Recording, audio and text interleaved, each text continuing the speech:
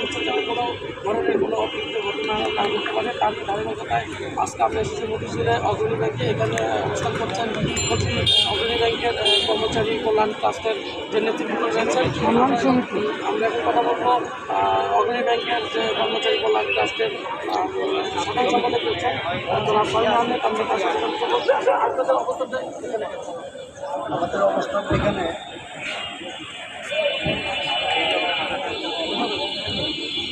আজকে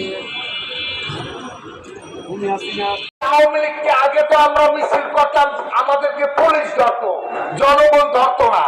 এখন এই আওয়ামী লীগের মিছিল জনগণও ধরে, তাই এই আওয়ামী লীগ রাস্তায় দাঁড়ানোর আর ক্ষমতা নাই। আমরা রাজপথে আছি, থাকবো। এই বলে আমার বক্তব্য শেষ করছি। আসসালামু আলাইকুম। এখন বক্তব্য রাখবেন কৃষি ব্যাংক সিবিএর সভাপতি জনাব ফয়েজ আহমেদ।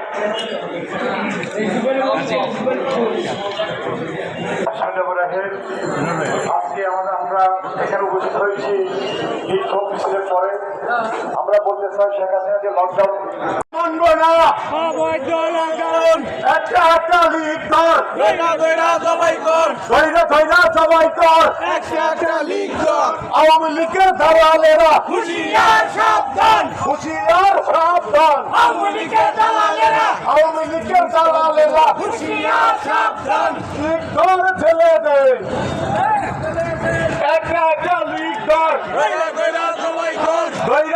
ছেলেদের, একটা লিগ কর, একটা লিগ কর, ধৈরা ছেলে ভর, ধৈরা ছেলে ভর, একটা লিগ কর, একটা লিগ কর, ধৈরা ছেলে ভর, ধৈরা ছেলে ভর, একটা লিগ কর। আওয়ামী লীগের দালালেরা হচ্ছে যেন কোনো ধরনের কোনো অপ্রীতিকর ঘটনা না ঘটতে পারে তার ধারাবাহিকতায় আজকে আমরা এসেছি মতিঝিলে অগ্রণী ব্যাংকে। এখানে অবস্থান করছেন অগ্রণী ব্যাংকের কর্মচারী কল্যাণ ট্রাস্টের যে নেতৃত্ব রয়েছেন।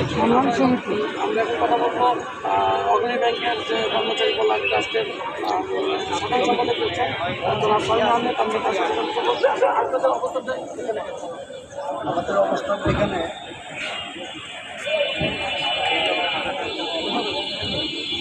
আজকে ভূমি হাসিনা